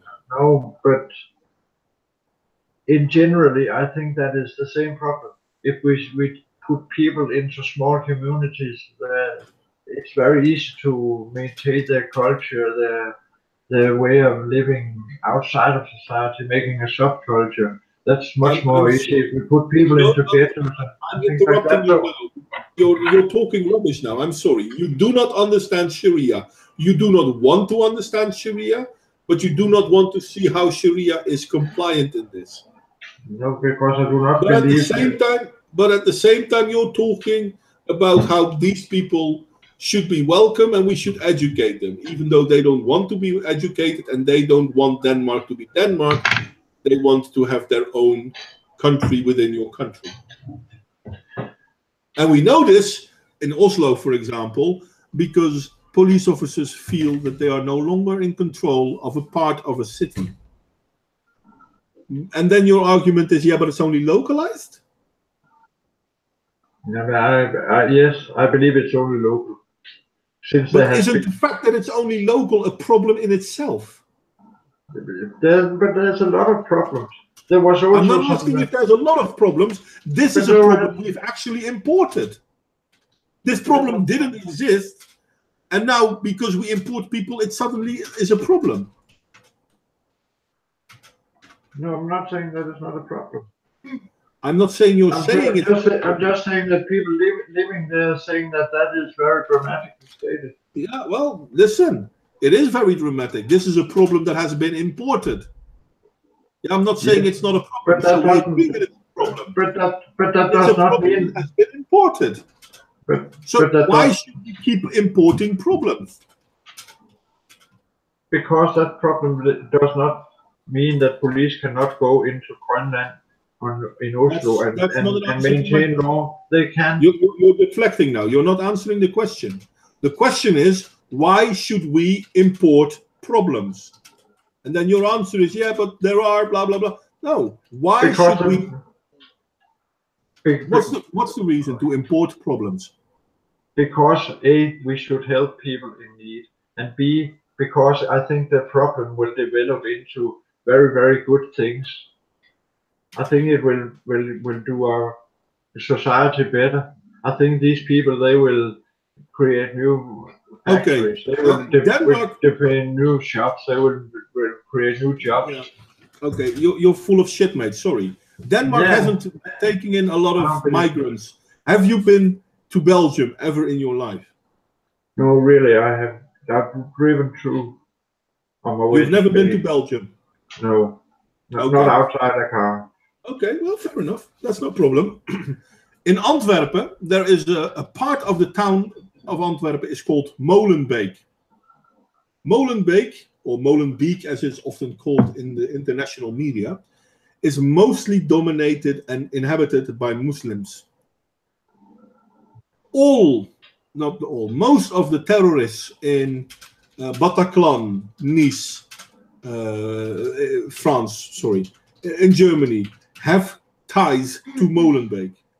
The police in Belgium will tell you that, yeah, you can go to Molenbeek, but it's better if you don't. It's not safe. When a Dutch politician wanted to visit Molenbeek, the burgemeester of Molenbeek actually forbade it because she couldn't guarantee his safety. But it's only a localized problem, so what's the big deal? I can answer. No question. Like you started, there is a lot of migrants living in one place. Why do we not split people up? Because they choose to live in one place. Yeah, because obviously because this is probably a poor income. No, that's bullshit. They chose to go live there. No, because your argument is, well, they poor, therefore they live in these areas. Yeah, like people coming to Oslo, they will choose to live in Greenland because that's what they do. So they choose to go there. So how are you going to split them up then? We have a party in Denmark. I kind of like them, and I do not like this narrative, but they are made up of primarily people with foreign backgrounds. They are trying to run for, parliament. Yeah, well, all the luck. And they have this idea about how to do this. We have in Denmark, for example, we have a lot of areas where there's underdeveloped areas where there's a lot of free available houses, and there needs people to do a lot of different things. And no, the fact that we need people to do a lot of different things is rubbish. We've already basically said that 50% of all the immigrants don't work. So if the argument is we need them to work, that argument is false. I think there's a structural problem. A lot of it is a structural problem, but I do not think, like I can say it again, I do not believe we can employ everybody. So once again, then why do we need to import this problem? We need to, because we have made this stop, we have chosen only to take people who has chosen to flee their countries. There must be a reason. There must be a reason. There must be a reason for that. Question. I'm not asking you who we chose. I'm asking you, why do we need to import these people?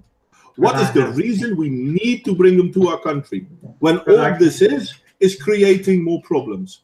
But I have tried to answer several times. I wouldn't but care you're not answering it. Yeah, I do if you're listening. Well, yeah, that's a nice excuse, but you aren't answering it. Please be quiet for 30 seconds and I will answer. Okay, go on. Yeah. I wouldn't care if they benefited our society. They are people in need.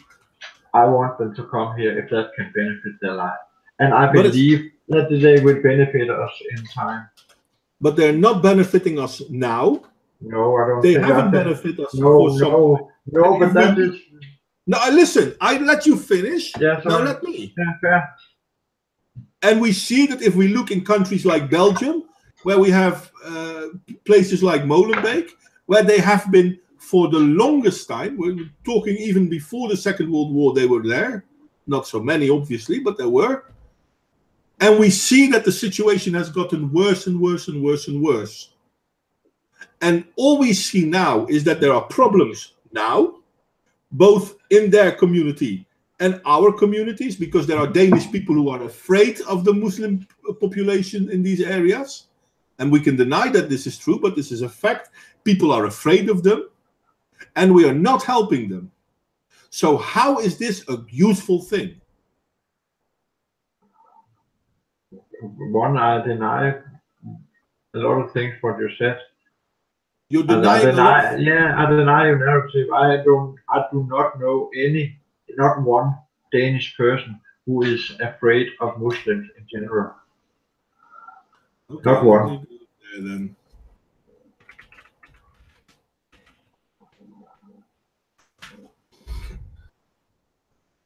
Oh, that's the Gatstone one. Okay, let me see if there's another one. You can probably Google there is a person.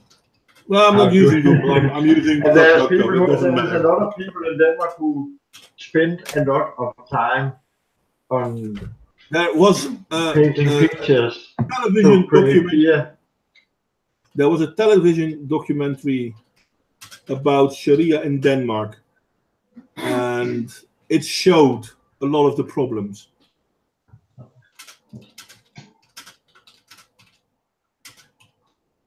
And these people are not telling the truth.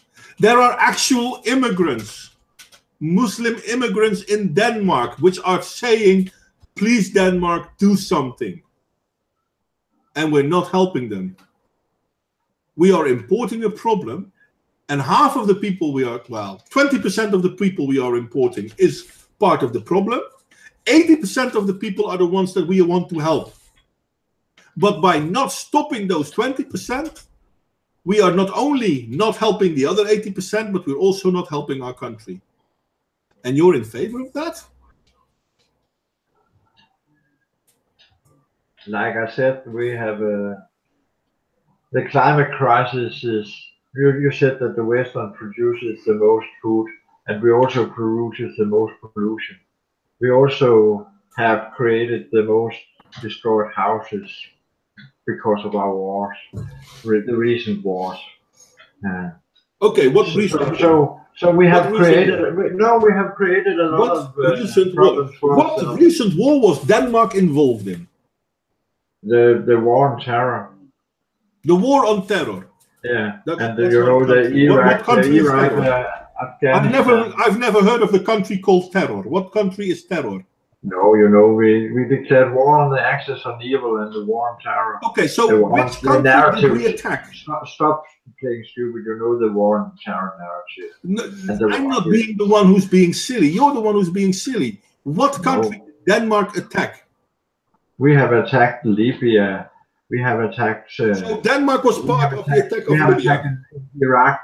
I believe we also have attacked in Syria. We have attacked in Afghanistan. And so Denmark was in Afghanistan? Yeah, we were active in Afghanistan. We mostly protected ourselves down there, I believe. So you didn't attack anyone? It was probably our intention to, you know, play police down there, but I think in reality we were mostly protecting ourselves from the Taliban. So you went to Afghanistan to protect the people against the Taliban? Yeah, but we were mostly protected. And that's a bad thing? No, I believe that is a bad thing. So Denmark should not have gone to Afghanistan to help defend against the Taliban? It's not necessarily, I believe war is a bad thing always. And I never believe war is a solution. So yes, it's a bad thing. But it's not a bad thing to want to help people. But none of the wars, no place where we have went into these wars, the people have gotten it much better. And that has been the narrative many times. We should help them and them and them and them. But nobody really got any better lines. Okay, war in Afghanistan to present. Denmark has been there to help people, protect them against the Taliban. But this is a bad thing now, right? Yeah, I don't believe in war. Okay, so we should have left Taliban. The Taliban should have killed whomever they wanted to kill, and we shouldn't have gone to Afghanistan. We went into Afghanistan because they hit what he called Osama bin Laden. No, that's not why we went into Afghanistan. Yeah, that was a very, very. No, but the Taliban wasn't friends with Osama bin Laden, so that's not true. Yeah, Osama bin Laden. Osama bin Laden and the Taliban were actually enemies. We know that they were enemies. No, that is bullshit. Osama bin Laden was sent to help Taliban fight. No, he wasn't. He was kicked out of the country. He was kicked out of the country. That's why he was in Pakistan and not in Afghanistan. Yeah, that is true. That is true. But so the Taliban did not like Osama bin Laden. They actually fought with him. That is not really important for us to discuss now, is it? It is, because your argument is we went to Afghanistan, it's our fault. Yeah. Because we went to Afghanistan for Osama bin Laden. But Osama bin Laden Laden. You asked me who Denmark had attacked. I think we had crushed more houses in Syria. And then you said we went to Afghanistan. So I told you, should Denmark not have gone to Afghanistan? Yes, I'm in favor of Denmark not going to Afghanistan. So then that would be. Should Denmark have gone to Afghanistan? Yes or no? No. Okay, so Denmark should have left Afghanistan to the Taliban. If we should have done anything, it should have been through the UN. But I don't believe in war, so no. So we should have left Afghanistan to the Taliban. Yeah. Okay. Do you know what the Taliban did in Afghanistan? Yeah, I think they're psychos, but you know what there's.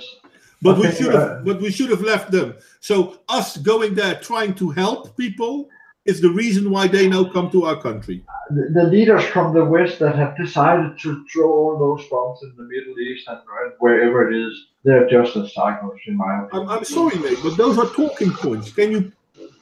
No, they're just as psychos.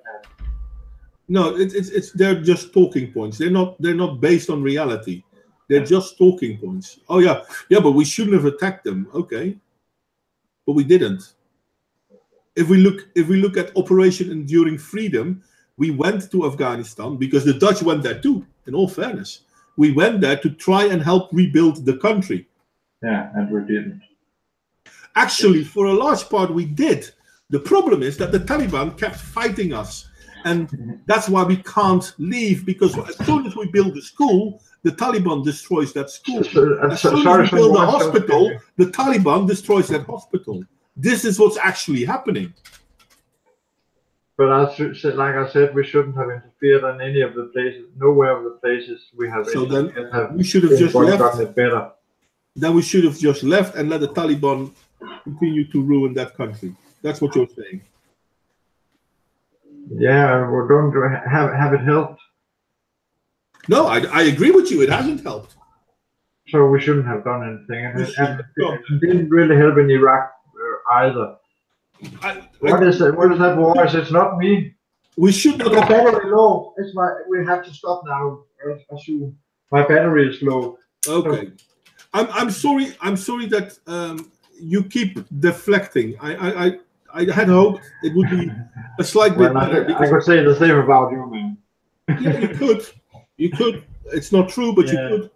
Yeah. But if we look at, for example, we're talking about the wars now. We're talking about how we're bringing in refugees, even though they create problems.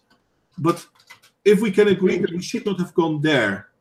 Give me a second. I'll try to find some power for the headset. Give me a second. Okay.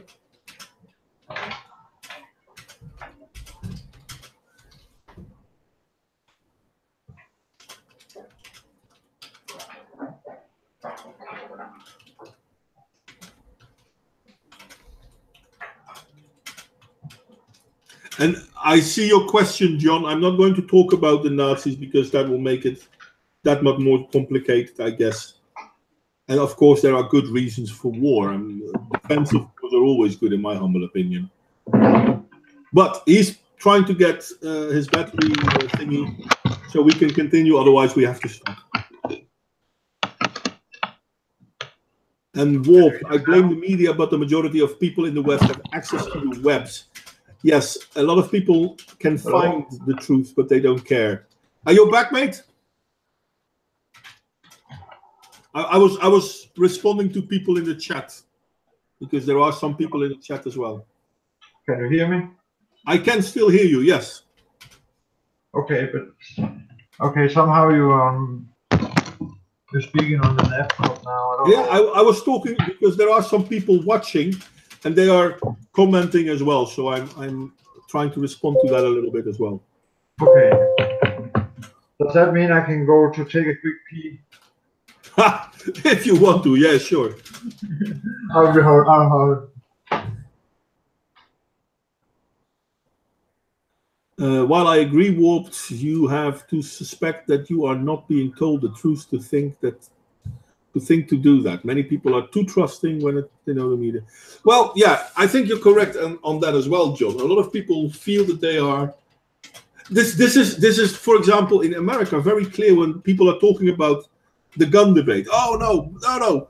People should not own guns. Only the government should own guns. Do you trust your government? No, of course not. I don't trust my government. Yet you want them to take your guns? And it's kind of like this. We should not have gone to war in Afghanistan. Yeah, but you went there to help rebuild the country. Yeah, but we shouldn't have done that. Okay, fair enough. I agree. We should not have gone there. The people in that country would have been, dead by now, but we should not have gone there. But I'm sorry, I'm still responding to the chat. If we don't go to the war in Afghanistan, then why do we say, but the Afghanistan people are welcome to come to our country? It's weird. The problem are the naive people who will not see the threat. Yeah, I think you're correct on that one. And often people cannot handle to realize that scary truth. Okay. Anyway, Brian, you're back. Yeah, I'm back. Okay. So we were talking about the war in Afghanistan, and you said, I think Denmark should not have been there. I said Denmark shouldn't have been there, yeah. Yeah, and I agreed with you on that. I mean, the Dutch were there as well. I think the Dutch, I think all the countries had a reason to be there, but indeed, it's their own country. Fuck them, right? I'll sorry, repeat that. It's their own country. Fuck them. Yeah. Yeah. So then why are you telling me that it's okay to allow refugees from these countries into our country? It's their own country. It's their problem. It's not our problem. We have these international standards or laws. I don't know what it is, but we do. Humanitarian laws and humanitarian rights. People we should receive and help. And that is international law. And international law says that you are a refugee in the first country you enter. Yes, what's the first country next to Afghanistan? Is that Denmark? Is Denmark the first country next to Afghanistan? But you pick on Afghanistan. I don't really think we have many refugees from Afghanistan at the moment. Well, do you have more than one? No. I think you don't have more than one refugees from Afghanistan? Well, I don't really know. We have some, I guess. Yeah. Let me see. Afghanistan. I'm pretty sure I saw Afghanistan here too. Yeah, you have. Yeah, you have quite a few. Okay. Why are you having people from Afghanistan as refugees in Denmark? Afghanistan people are not next door to Denmark. And the official international law says the country that the refugees go to first. And there is no way that they went from Afghanistan to Denmark first.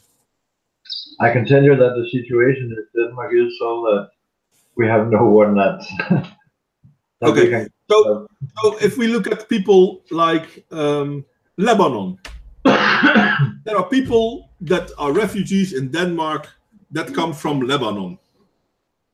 What countries do they go through before they are at Denmark's border? Yeah, but they have probably heard that the West is gold and honey, milk and honey. Yeah, they have heard that. And that's what they keep telling each other. That's why they massively come to Europe, and Europe keeps opening the doors for them. It's not, by the way. Do you remember that in 2016, Denmark was the only country in Europe that said, you know what, we will take in refugees, but if they are rich, they have to pay for their keep. Can you remember that? We haven't really taken it problematic. Sorry? We haven't taken them, we should. I think we should take more and treat them better. But if they are rich, is it unreasonable for them to pay the rent for a house and for food? There was this jewelry law that was I don't know what to call it. It was taken. There was this jewelry law, and it was anyway. And it said that if the police should search the refugees when they came and see if they had anything of value they could confiscate so they could pay for their living. And Yeah, but is that unreasonable? yes, I think it is. Okay. Do you have to pay for your living? What? Do you have to pay for your living? Yes, obviously I have to pay for my living. So But why is it okay for you but unreasonable for them? Because if I have a job, I will pay for my living. But if I And don't, if you don't have a job, who will pay for your living? but if I don't, the government. Okay, I know that if you are living in Denmark and you have a big house and you lose your job, you have to sell your house. Yeah. You're not going to get welfare because you have a big house. You have to sell your house first. Correct or not? But yes, that's correct. But I don't think many. So if you have money, you have to use your own money first, even in Denmark. Yeah. So why is this true for Danish people, but not for the refugees? But it is true for both. But it has to be true on the same premises. But it's not true for both, because Danish people, or sorry, the Danish government was lambasted for allowing this to happen. That the government felt that they need to pay. No, you do not strip search Danish people when they apply for welfare. You don't. No, because on Danish people, we know if they have a house or not. Yeah, These but people, we don't know anything. Yeah, but Danish people on welfare, they hide their 100,000 Danish kroner. You think that Danish people on welfare are hiding their 100,000 kroner? Yeah. Whatever. Okay. You think that happens a lot? They do not feel in. Oh, okay, I have this thing in gold. And now I need to go to the toilet. I'll be right back. I'll be right back. And the police denied doing it.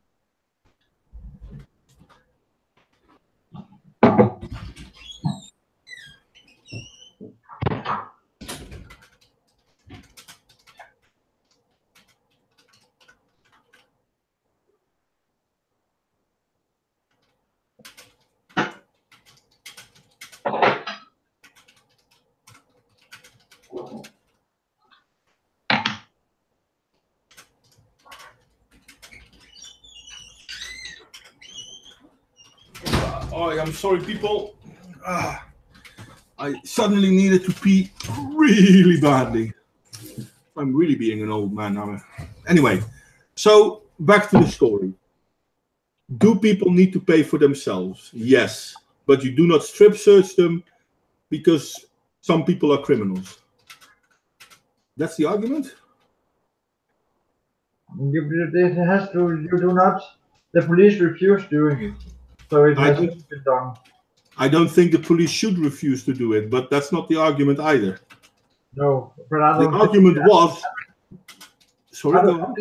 When they come to Denmark, they will be asked some questions. Do you have anything of value? And then they will fill in a form. Okay, and if they lie, then whatever. And if they have something to value, okay, sell it.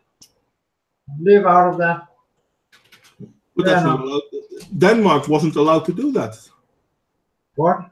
That's what Denmark wanted to do, but they weren't allowed to do that. No, Denmark wanted to strip search them on the train before they entered Denmark. Well, yes. That the customers, the police, they should strip search every refugees on the train before they enter Denmark. Which to me is also a good idea. Where did that train come from, by the way? What? Where did that train come from, by the way? From Germany. Germany? Is Germany not a safe country? Yeah, but that was the law. What the law said that the law says that you take refuge in the first safe country you are in. But every immigrant that entered the country should be strip searched by the police or the customers to see if there's anything of value, and that should be confiscated. The law says that you take refuge in the first safe country you are in. Is Denmark the first safe country? I don't know, but refugees came from Germany. So they came from another country. Was Germany a safe country? But you're living in imagination. You think that... I'm not living in an imagination. You said there are laws. Fair enough. The international law is that you, as a refugee, are to stay in the first safe country you are in. Now, I don't believe that the first safe country they were in was Germany. But if they come from Germany to Denmark, how can you still claim they are refugees? Is Germany in a civil war? Because I take the fact that, hey, like, is coming a guy to the Danish border in a train or a plane or a ferry, I don't know which, both, everybody or everything. And they're here. They're here. I'm not asking that they're here. I understand that they're here, but that's not the point. The point is that you said there are international laws, and on this I agree with you. Yeah. But the international law says you take refuge in the first safe country you are in. Is Germany in a civil war? But then we have to find out which country that is. We have to ask them these questions. They came from Germany, you just told me. Yeah, but we cannot send them back to Germany because why not? No, because they have. This is out of real things. But why can't you send them back to Germany? I'm curious. They could have traveled through Germany without speaking to anyone. They I could don't have care. Greece or. I don't care. That's not the point. But we have the law says they should seek refuge in the first safe country they come in. But what has that? I don't think Germany was the first safe country either. But it surely wasn't Denmark because they come into Denmark through Germany. But how so they aren't refugees anymore. By law, they are not refugees anymore. But how does that relate to the Danish jury law? How does that what? Relate to the Danish jury law? I don't see that. Well, the funny thing about the Danish jewelry law is that when you can afford to pay for yourself, you should. So Denmark was willing to allow these people to come in, but they had to pay their own keep if they could pay their own keep. But that was ruled before. We didn't need the jury law. That was already a rule. If you can pay for yourself, it's not. Do that. Because most refugees are set up by the government. They get food from the government, they get housing from the government, they get schooling from the government, and then after a few years, they can start working and they can pay taxes, but they never have to pay back everything they got for free. And how is this true for you? You're a Danish man. What happens when you lose your job? Will the government pay for everything too? Yeah, I have to go down to the community and say, hey, I need help, and then I have to fill in some form, and then I'll get some. And if you're rich enough, they say you first need to finish your own riches, and then you come back to help me. Yeah, but it's I could have hit some value. So basically, what you're telling me is that in Denmark, if a Danish person loses his job and he's wealthy, he needs to pay for himself. But if someone moves in from Germany, well, we don't ask them to pay for themselves because it's unfair. Yeah, we should ask them. Do you have anything you can pay so you can pay for your own stay? I don't know, that would perhaps be fair. I don't think that is fair, but that's another story. So asking refugees if they can pay for themselves isn't fair. I don't think help necessarily needs to be fair. I think help needs to help. But if I lose my job, I need help. Yeah. If you lose your job, you need help. But if you are rich, you're not going to get any help until you've done through your riches. Yeah. How is that fair then? Because isn't that a double standard? One set of rules for the Danish people and one set of rules for everyone else. No, but again, you take for granted that the people that is coming there, A, rich, and B, that they are dishonest. Well, they are dishonest. If they're coming to Denmark and say they are refugees, they are dishonest. Desperate and dishonesty is not necessarily connected. I'm not saying they're desperate. I'm saying they're dishonest. And they are dishonest because Germany is a safe country. So if they come from Germany into Denmark, I'm sorry, they can no longer be refugees. By international law, they cannot be refugees. They could be in trouble with some smugglers. It doesn't matter. For example. So Doesn't matter.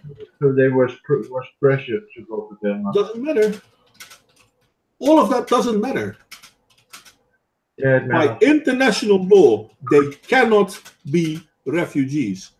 Unless the Danish embassy in Afghanistan said, you know what, come to Denmark. That's the only exception. If the Syrian embassy in Denmark, if the Danish embassy in Syria said, you know what, come to Denmark. That's the only, but if they come from Germany, they're not refugees in Germany. I give you 24 minutes more to convince me next. No, I think we're done. I mean, Because I'm tired. You want to say it's about the law, but then you don't want to use the law. You want to say it's about helping people, but you don't want to help people. You tell us it's about honesty, but you feel it's okay for Danish people to pay for themselves, but it's not for refugees. It's about double talk, mate. It's about not meeting people with distrust. Sorry? It's about not meeting people with distrust on your doorstep. I'm not saying I distrust them. I'm saying that if they have money, they need to pay for themselves. If they come as a refugee, they should take refuge in the first safe country. That's international law. But a strip search, come on, man. Sorry? But to strip search everybody who is crossing our borders, isn't that too much?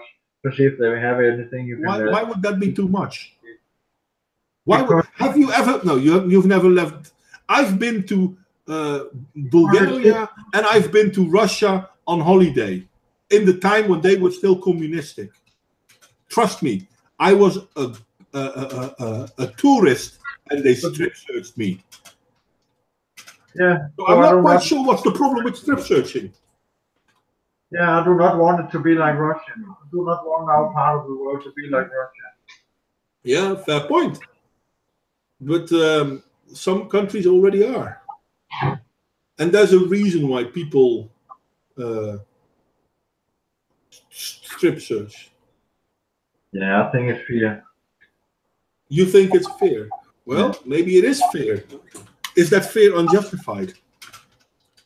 It can be fear for many things. Fear for losing jobs, fear for everything. Is that fear unjustified? I think the people feeling the fear feels justified, yeah. Is that fear unjustified? Yeah, I think it is. Okay. And I think it's worsening everything. There is a higher rate of criminality amongst Syrian immigrant offsprings than even the Syrian refugees. Almost 3 times as high. Yeah. Is that fear unjustified? Yeah, we can take this all over again. I put back the crime statistics of the Danish country of the year 2015, immigrants and immigrants' offspring, and you can see these numbers. Yeah, is that fear unjustified? Yeah, I answered you. You can just rewind your video and give an answer. Okay, so you feel that fear is unjustified, even though I can show you crime numbers that basically say, well, it's understandable. I think the statistics in itself is not the full story. No, this is not the full story. You're correct. This is just the crime statistics. I don't know why they commit crimes. All I know is that they do. Do I need to know why? Or can I say, well, they do, and that's a problem in itself? No, I would say we do because we have to make things different. We have to learn. But they already know the law because they're not the immigrants, they're the children of the immigrants. You so know, they already know the law. Criminals often know the law, no matter what they are, where they're from. Criminals. Well, fair enough. So they already know the law and they are still criminals. What education do they need? We have to make it. We offer them something better than criminality. I'm sorry, my friend, but it seems to me that you're suffering from Stockholm Syndrome. Do you know what that means? Yeah. You're identifying yourself with the ones that hold you captive. You are excusing people man. You are excusing people that commit crime by No. saying, well, but they are misunderstood. Maybe we need to educate them better. But at the same time, you are admitting that they know the law. So education will not change this. Can we please say good night? Yeah, we can say good night, mate. That's okay. I really enjoyed this time. It was a good talk. It wasn't a smart talk, but it was fun. It was fun. I'm going to stop broadcasting this one. I'm just tired out now. We have been busy for a while, fair enough. And let me see how long we have been busy. We've been talking for almost 2 hours, which is more or less normal for me. I think it's almost 2 hours. I think it's almost 2 hours. Anyway, I'd like to thank everyone for chatting along with us. Short story, warped. Alicia Clegg, hi there. I hope the drive wasn't too dangerous. Hi there, John. I'm sorry Carlos already left. Certain people, Nick, I think you already left as well. I hope you guys enjoyed this a little bit. I had hoped it would be a little bit better. But yeah, this is what it is. Brian, do you want to say anything to the people before we log off? No, thank you for listening. And thank you for inviting me. Okay. Well, you're welcome. And this is where we're going to go offline. So I'm going to say bye-bye to people.